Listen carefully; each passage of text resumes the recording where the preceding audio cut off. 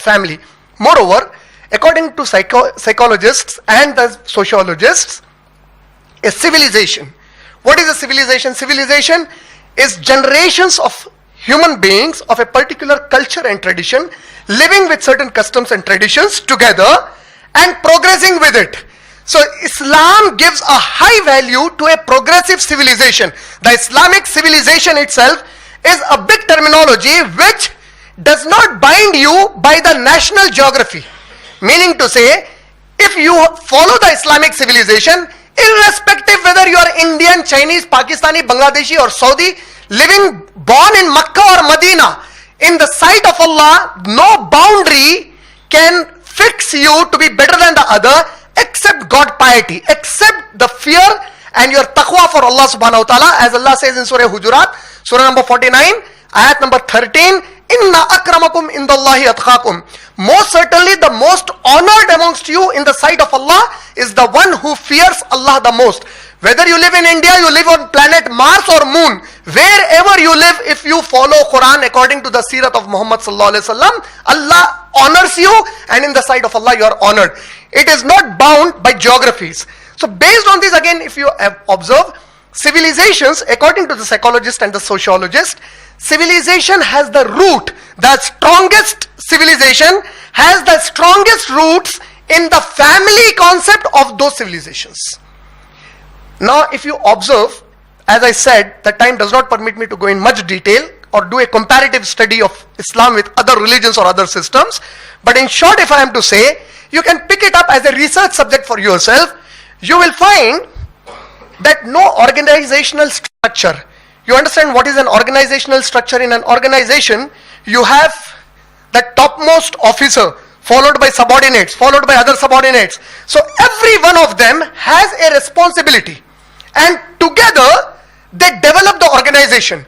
Similarly, in an Islamic family, you have different members who can be taken as employees with different protocols and hierarchy. Based on this, Allah subhanahu wa ta'ala divided responsibilities, divided protocols, and divided the people in honor and respect based on that. For example, in the police department, the Director General of the police is the highest position. Under him you have Additional Director Generals of Police. Under him you have the IGs, Inspector Generals, then the DIGs, Deputy Inspector Generals, and then you have the DCPs, and all that category is divided. Each one of them plays a major role to make sure that the law and order of the state and the city is well maintained.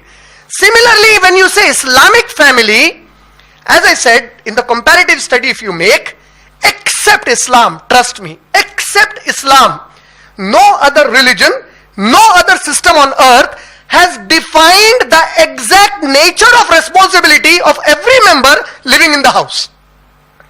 You pick up any family member, mother, father, husband, brother, sister, children, son, daughter, grandfather, grandmother, you will find that Islam gives a specific honor and a specific responsibility to each one of them. And when they fulfill this completely, it is then that you have a net, progressive, successful Islamic society.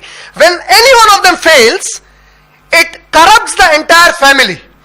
And how do I know what is my responsibility? For example, how does a policeman know what is his responsibility? So he has to study the police manual.